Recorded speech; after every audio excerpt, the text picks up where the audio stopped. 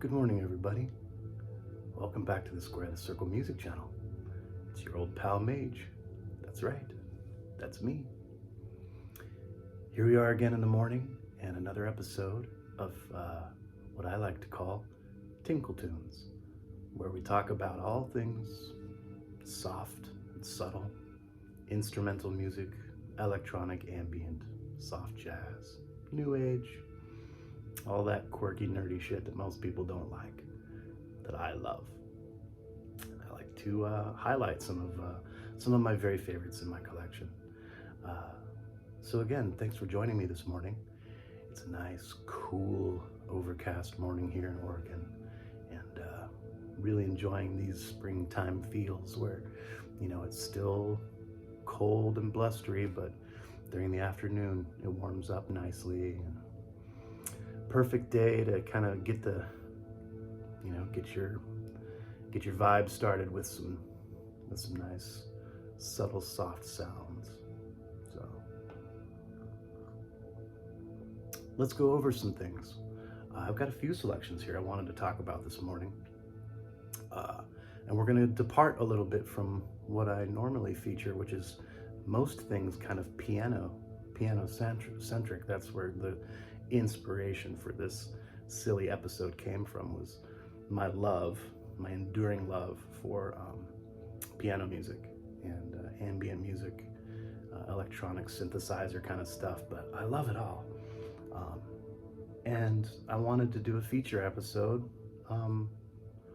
about guitar music, because I also love instrumental guitar music quite a bit. All types, Spanish styles, soft string guitar, and kind of all the way to like the newfangled new age kind of, more interesting styles that you hear out of the more contemporary sounds. So here's a few selections that I wanted to bring into the light today and talk about. An artist that I have featured before, actually. I highlighted in one of my earliest episodes of Tinkle Tunes,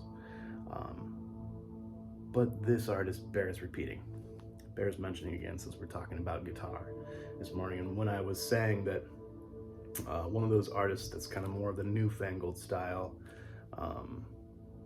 and more of a contemporary artist, but unfortunately this man passed on early in his life, in the early 90s. So this is kind of out of respect for, someone who's passed. I love this album dearly. An artist called Michael Hedges, and his album is called Aerial Boundaries.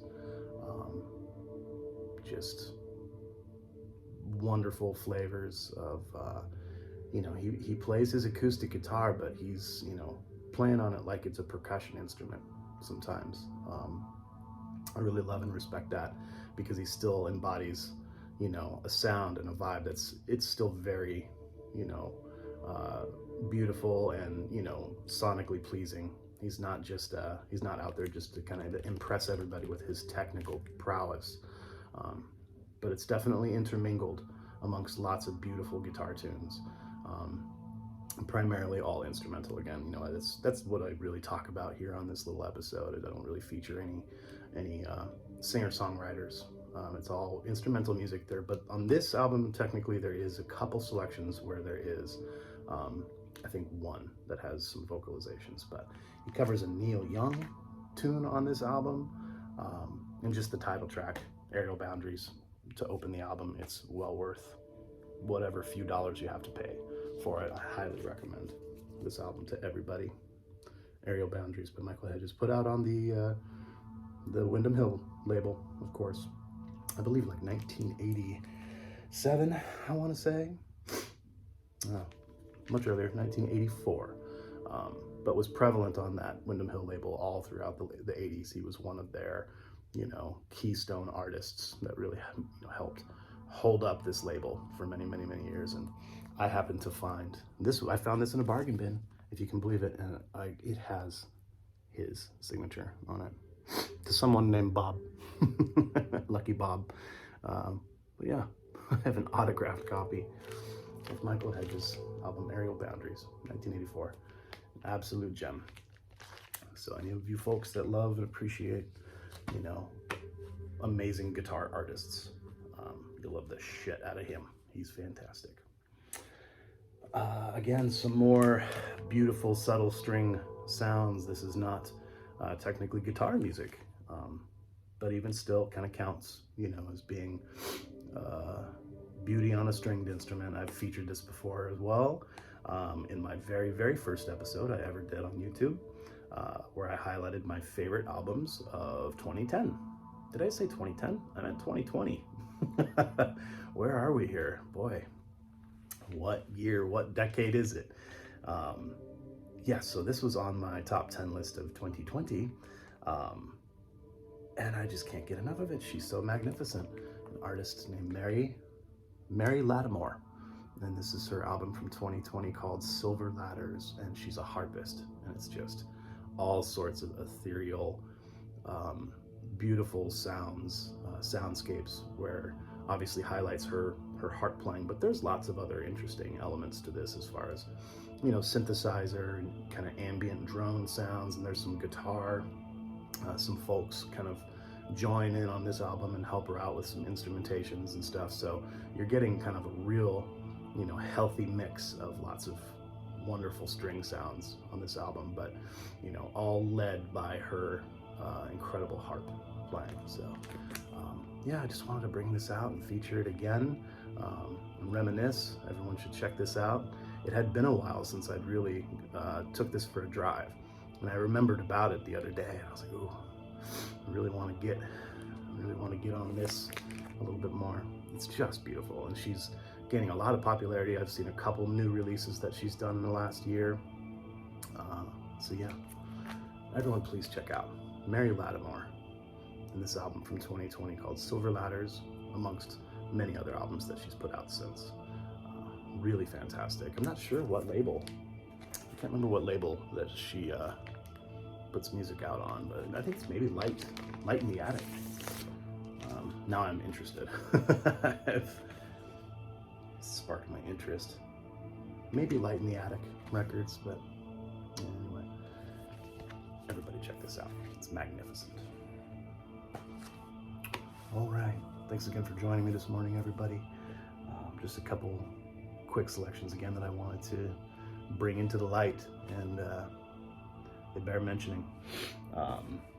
Here's another fantastic selection off that Windham Hill label that I talk a lot about, but they were notorious for doing collection sampler albums type of things, you know.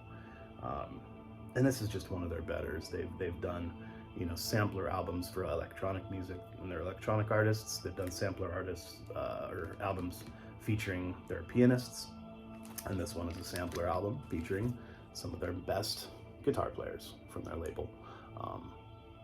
And ironically, I honestly don't recognize any of these names on here, which is wrong of me. I'm a bad fan.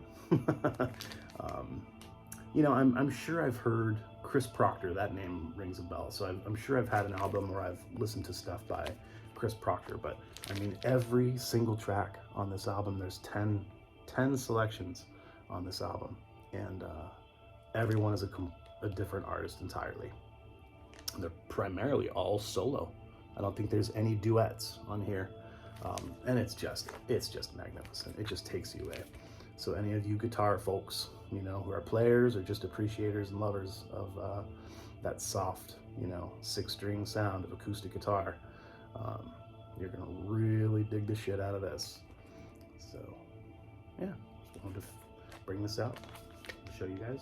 Another one of those dollar bin records that you can find, and more often than not, you're gonna find a copy that has been untouched. People were just receiving copies of this in the mail all throughout the 70s and 80s. No one cared at all about this stuff for some reason back then. And every time you find one of these records in the wild, it's going to be, almost always, it's going to be unplayed.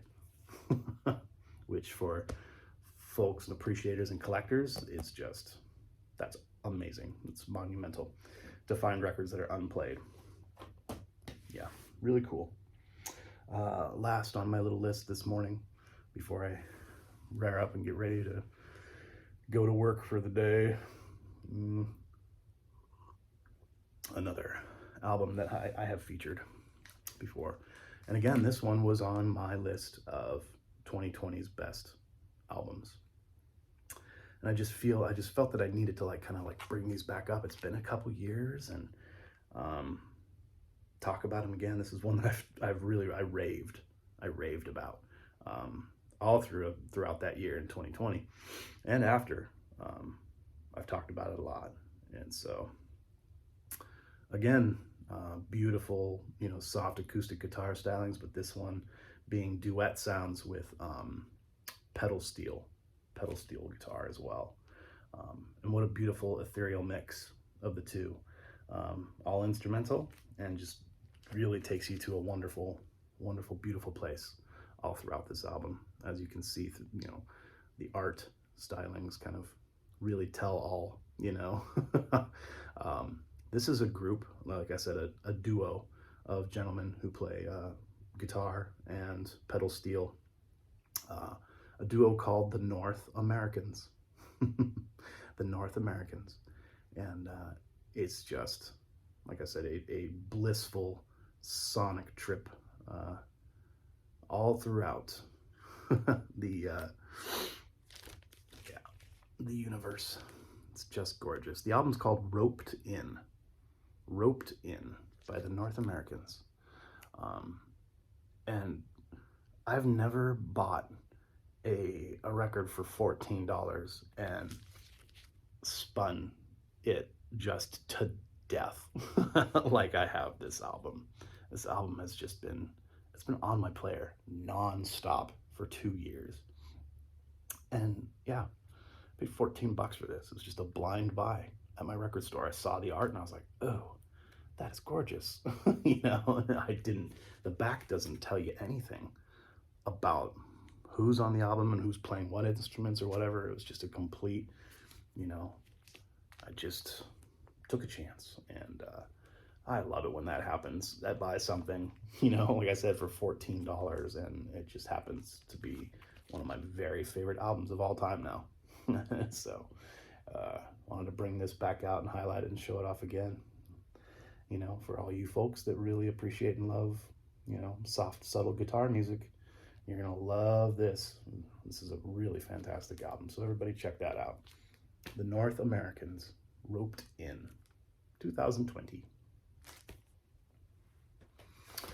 That does it. I just wanted to keep it, kind of quick and simple, 4 selections.